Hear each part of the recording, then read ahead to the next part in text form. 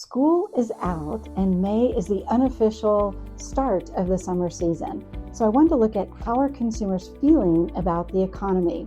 And to remind everybody, I've been tracking this consumer sentiment since March of 2020, and it's this idea of joy over fear, but I can measure it relative to how that impacts the overall economy.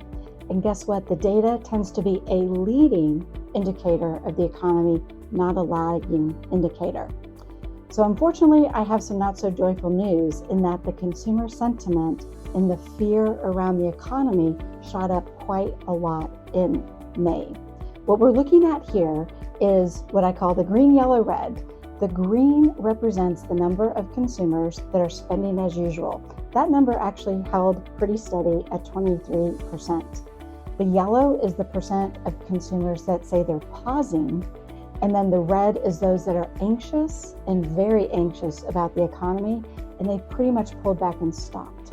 And what we can see is that those that moved down from pausing and now stopping, it's up 5 points just since April. What makes this data even more kind of shocking and disconcerting is that it was across almost every demographic group. The anxiousness among women went up. Anxiousness around men went up. And the biggest generation that increased in that fear and anxiety about the economy was Gen X. And that actually grew at 6 points. So there is something going on that we wanted to take a look at. So I decided to look at May data over the last 3 years to see what I could find. So let's look at the data, May of 2024 versus May of 25 versus May of 26. So we can look at a longer term look. What I see here is the green, which is the joyful side, the spending as usual. It actually, since May of 2024, it's up 3 points. On these scales, that is statistically significant at these sample sizes. When we look at the yellow, you can layer that in, which is pausing, kind of wait and see. And then the red, as I mentioned, is anxious and very anxious.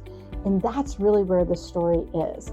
It started higher in 2024, and that was coming off of high interest rates and inflation, but then it got a little better, less fearful in 2025.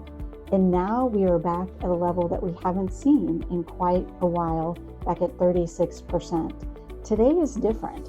We have more complexity. Yes, we still have interest rates and inflation, but we also have things like the war. We have high gas prices. And what the data shows, just April to May of this year, people are driving less and people are tipping less. So what's the so what, now what? Basically, this data is a really stark and sharp signal that something has materially changed in the consumer sentiment. It also means that there's going to be rough waters ahead, I believe, for the next couple of months. And that is especially concerning during the peak summer season of travel and going out and all of these things. So I think it's going to be a little bit rough. So what do we need to do? Don't blame the economy, though.